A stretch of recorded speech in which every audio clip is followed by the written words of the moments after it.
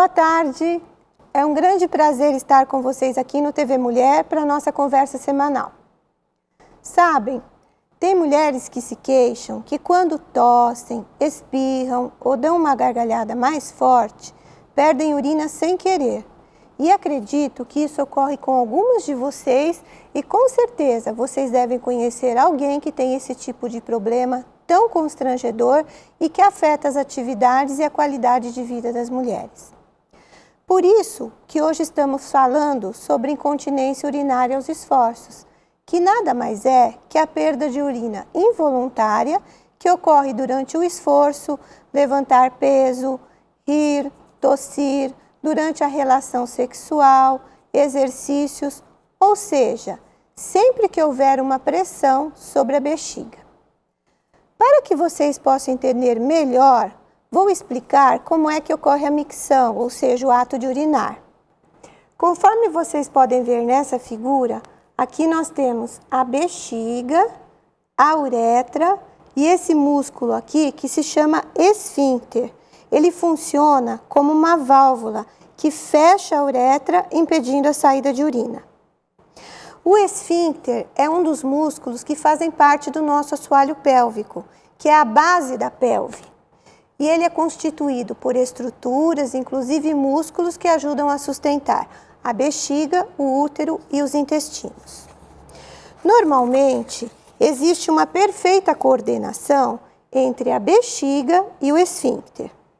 A maior parte das pessoas possui um controle completo sobre esse processo, permitindo que quando a bexiga alcance em torno de meio litro, ela vai se contrair, o esfíncter relaxar e haverá a saída de urina. Na fase do enchimento da bexiga, ela está relaxada e o esfíncter fechado, certo? Contraído. Já na fase de esvaziamento da bexiga, você tem que ter uma perfeita coordenação desse músculo, porque na fase de esvaziamento a bexiga vai se contrair e o músculo deve se abrir para que a urina saia. Se esse sinergismo não ocorrer, nós vamos ter as perdas urinárias.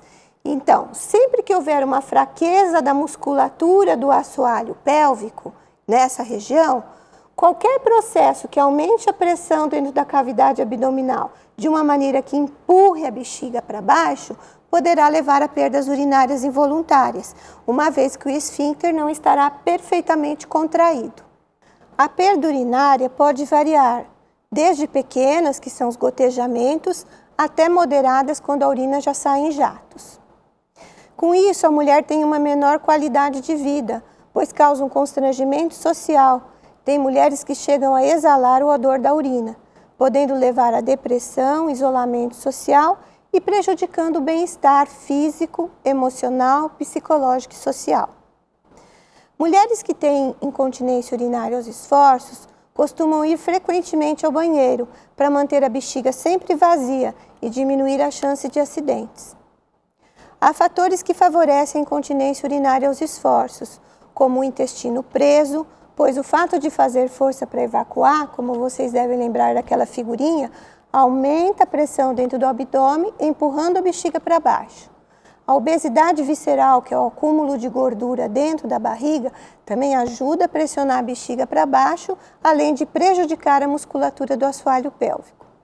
Quanto maior o número de partos que uma mulher tiver, principalmente o parto normal, porque o parto normal lesa os músculos daquele assoalho pélvico que eu comentei com vocês, também aumenta o risco de infecção urinária aos esforços. Mas mulheres que tiveram parto cesárea ou nunca tiveram filhos também podem ter incontinência urinária aos esforços, uma vez que existem outras causas para sua ocorrência. Algumas doenças, como infecções urinárias e vaginais, a própria menopausa, porque a falta de hormônio favorece a flacidez muscular, inclusive daqueles músculos do assoalho pélvico, também efeitos colaterais de alguns medicamentos e alguns tipos de cirurgia ginecológica também podem favorecer ao surgimento da incontinência urinária de esforço. Os sintomas vão se tornando mais frequentes com o passar da idade. No início, a perda de urina ocorre só aos grandes esforços, mas com o passar do tempo, mesmo com pequenos esforços, já poderá ocorrer a perda urinária. ela atinge todos os níveis sociais e econômicos. E o diagnóstico se baseia nos sintomas relatados pela paciente, no exame físico, onde o médico poderá notar que a bexiga está caída e a partir daí serão realizados alguns exames, como exame de urina, ultrassons de vias urinárias e o estudo urodinâmico, que é o exame mais importante para o diagnóstico. E aí na tela estão alguns exemplos deste exame. O estudo urodinâmico, além de nos dar o diagnóstico, nos diz qual o melhor tratamento a ser realizado na paciente. Ele verifica a sensibilidade da bexiga, a sua capacidade de armazenar urina e a eficiência com que ela se esvazia. Ele também nos diz se a bexiga está obstruída e se o esfíncter está enfraquecido. Bom, dito tudo isso, vamos falar um pouquinho sobre o tratamento da incontinência urinária aos esforços. Nós podemos fazer uso de fisioterapia, a fim de fortalecer a musculatura da região pélvica, através de exercícios para os músculos do assoalho pélvico. Existe também a possibilidade de cirurgia, onde existem várias técnicas a serem utilizadas, dependendo de caso para caso. A grande maioria das causas de incontinência urinária pode ser tratada com sucesso.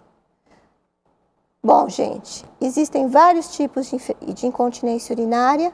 Hoje acabamos de falar da incontinência urinária de esforço, que está presente em 49 de cada 100 mulheres que têm incontinência urinária, e é a causa mais frequente. Mas existem outras causas de incontinência urinária que eu pretendo abordar em programas futuros. Qualquer dúvidas ou sugestões, por favor, enviem para o endereço que está aí na tela e não se esqueçam de cuidar bem do seu corpo, afinal ele é seu maior instrumento.